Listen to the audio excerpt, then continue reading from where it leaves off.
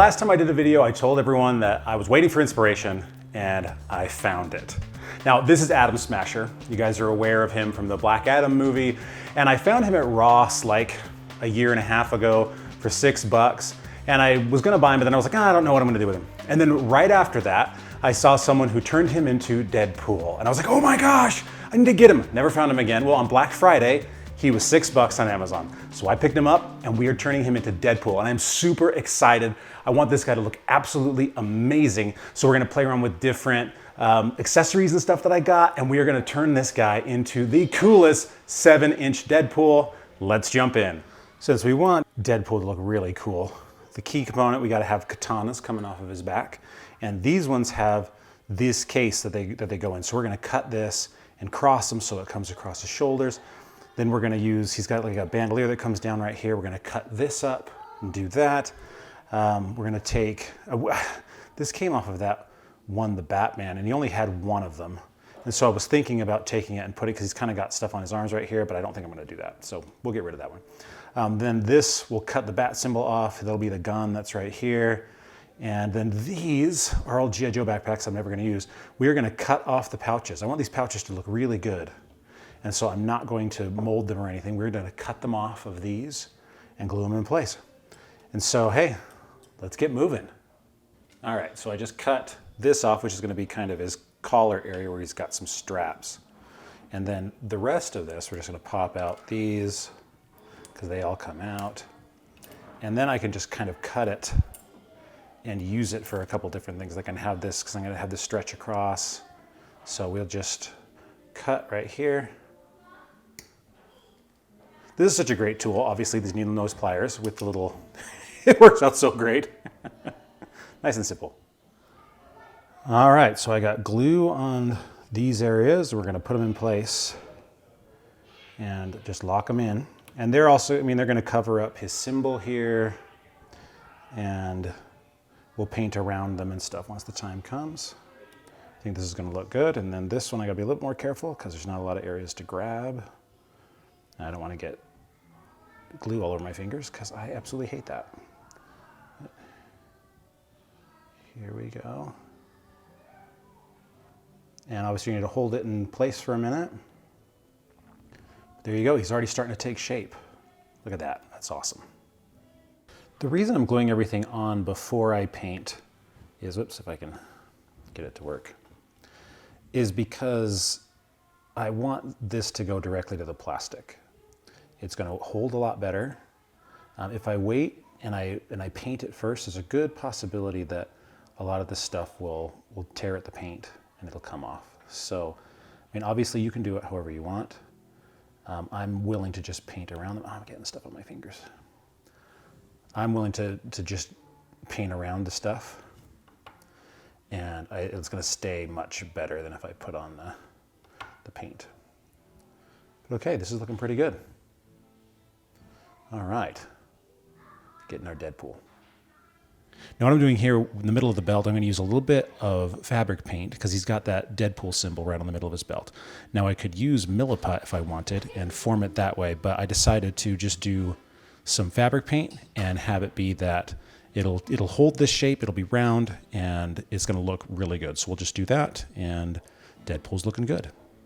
Let's go ahead and start. Let's get some red on this Deadpool. Just gonna do a nice coat. This is a great textured figure, and so as you can see, he's probably not gonna need a second coat of this. I will likely do a nice covering of my airbrush paint, my airbrush red, because it's gonna darken him up, and that I found it always looks so good when I do that. So I'm just gonna go through and I'm gonna try and leave the space for his eyes.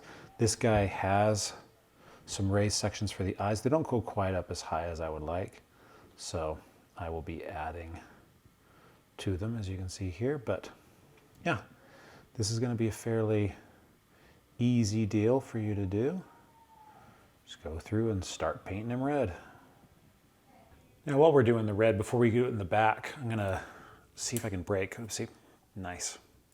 Break these off, and that will allow me to, because I want to have the katanas in here when I put them in place, to make sure that they are gonna match correctly. So I'll just snap that off, there we go. And now we can glue these in place. Just go for coverage in here. So all you need, spread the red around. You may need to do a second coat in some areas, but remember we're gonna go over with the model air red, and that will help to make everything match too. So just spread it around, have some fun. You can see he's already starting to look like Deadpool. While he's drying, let's go ahead and paint the katanas here black. So what I'm doing right now is I'm cutting the rest of this wrestling belt so I can put the holster on his hip. This is perfect. You can see how I'm going to be able to cut it, and it's going to have the straps just like Deadpool does. And now we're going to glue it in place. Just got some super glue. We're going to wrap it around and hold it. And this thing is going to be perfect. I've got this little Batman gun that we'll glue to the outside.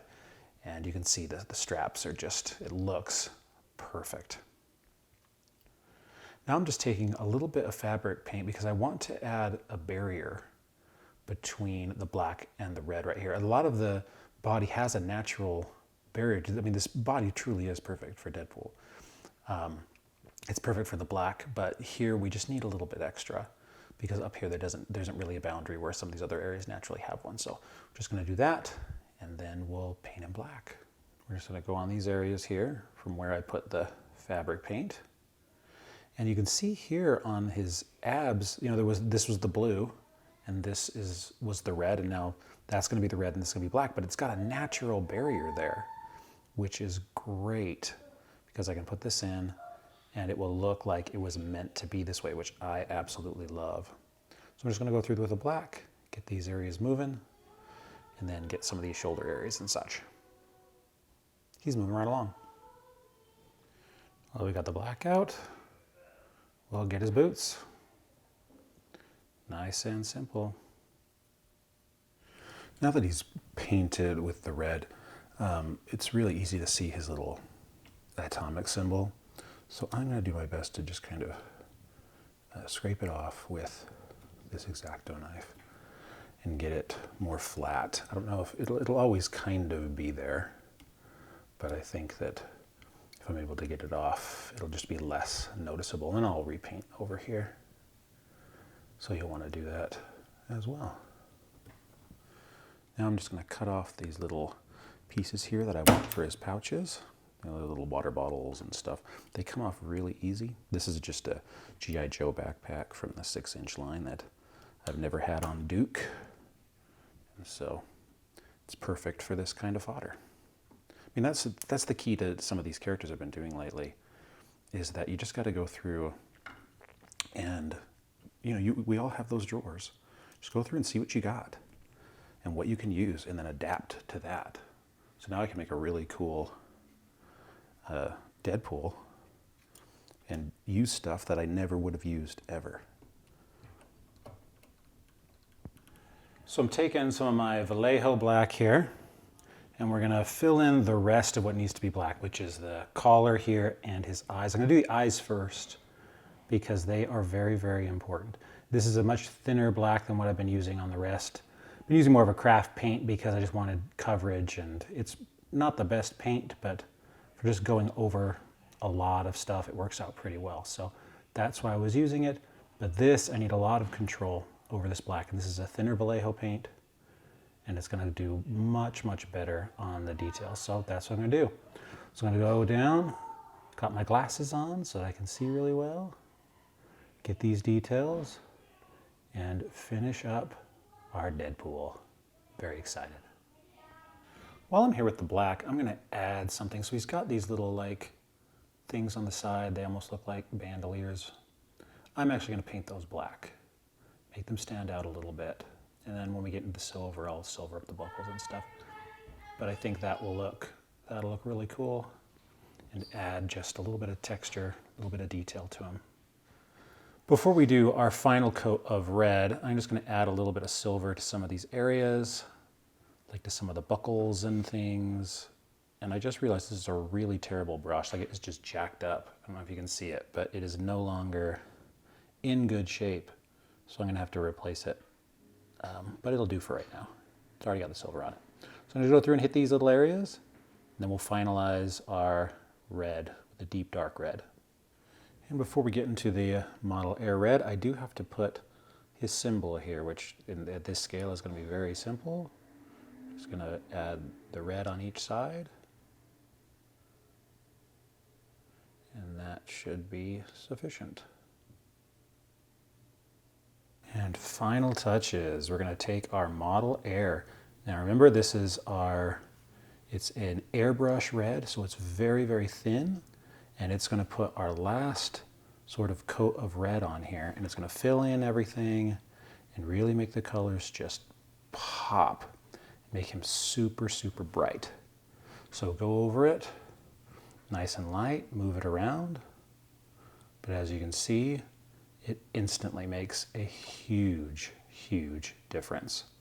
That's what I've done on all my metallic figures, and they've all just really just been amazing. Obviously, Deadpool's not metallic. You could make him metallic if you wanted, though. I mean, this is your version of it. It doesn't have to be, you know, any specific version. I mean, this one's different than any movie or comic book version, but I'm cool with it. But just make it your own. And this is a great way to just add that last little bit of goodness. And we're just going to clear coat him after that with a nice matte finish. We'll be done. This is easily one of the best ones I've done all year. This is the power of inspiration, guys, when you actually find something that excites you. This excited me, and he turned out absolutely incredible. The reds pop. He looks like he came out of the box.